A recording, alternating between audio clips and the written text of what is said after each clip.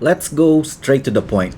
You're gonna like this game if you're into roguelike gameplay with a little twist of having just 8 lives. Yep, just 8 precious lives. Now, how does that work? Well, you start off with 8 random warriors equipped with random weapons, and maybe a couple of them has random skills. The weapons you have can be your typical fast attacking single bladed or blunt weapons like swords, maces, or axes.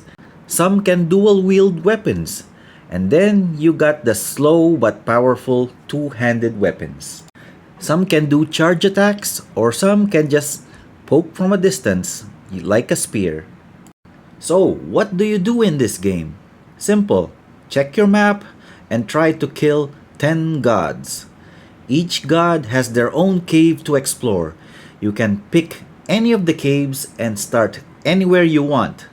Just pick a cave and pray to the gods. It is not that difficult to clear. I'm telling you right now, it is challenging and frustrating. Once you have picked a cave to explore, you are only allowed to pick one warrior to clear the cave and defeat the god, or pray to the gods that you can defeat them first. If you die, well, technically, you're not dead yet. You will be captured and remain hostage in the cave. You will also lose the items you have equipped before entering the cave.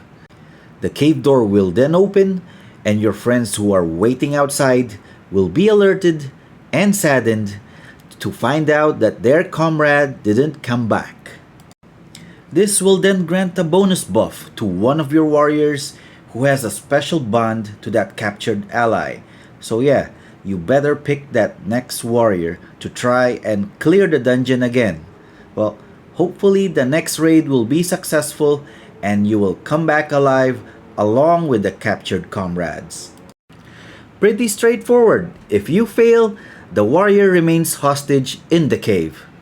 Depending on how many warriors you have left, that's the only amount of tries you have in order to defeat the god and rescue your captured comrades.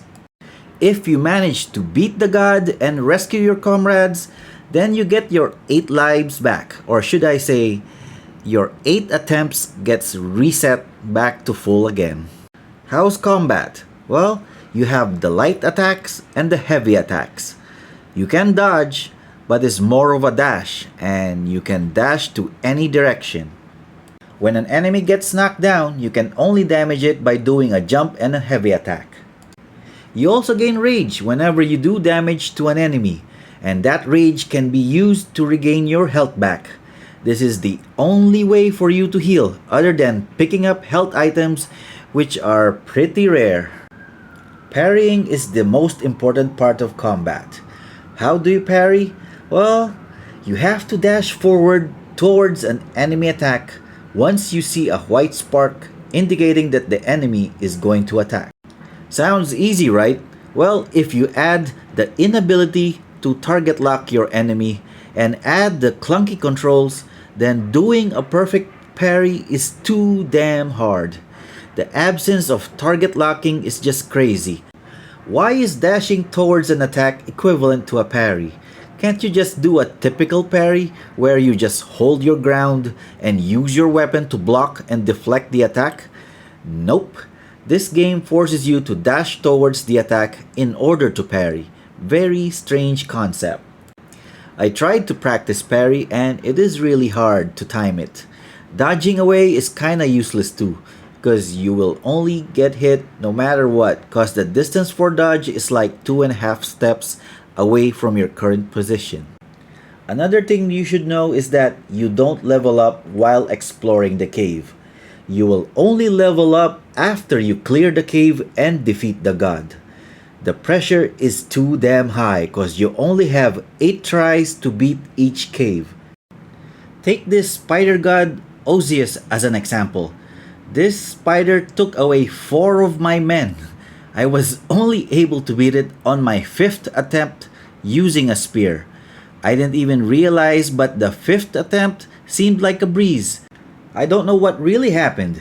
Either the spider is weak against spears, or I just got insane buffs and do like 5 times the normal damage. I didn't even get to parry its attacks. It's too hard to time it. I just don't know how to parry it. But hey, I'm not gonna complain. I'm gonna take this W. A win is still a win, no matter how cheesy it was accomplished. Are you brave enough to take this challenge? Well, here are my tips on how to be good at this game. Tip number 1. Parry and time it perfectly as possible. Don't be a sponge like me, or else you will regret it. Number 2. Stay away from cliffs and don't be reckless when you jump off. And stay away from holes because you'll know what's next. Yeah, straight down. Number 3. While traveling on water, as much as possible, stay on your raft and don't jump off. Lifeguards are not around to save you. Come on, don't swim. Number 4. Clear as much enemies as possible before engaging with the god. Killing off enemies will lower the total HP of the god. Trust me, this one is a legit tip. Killing enemies will shave off the god's HP. Tip number 5. Before entering a cave, quit and save your game. This will serve as your checkpoint in case you fail all your 8 attempts. Trust me, you're gonna need this one. You might want to scout each of the 10 caves first before you fully commit to it. And one final tip. Pray to the gods to grant you luck and patience. You're gonna need it.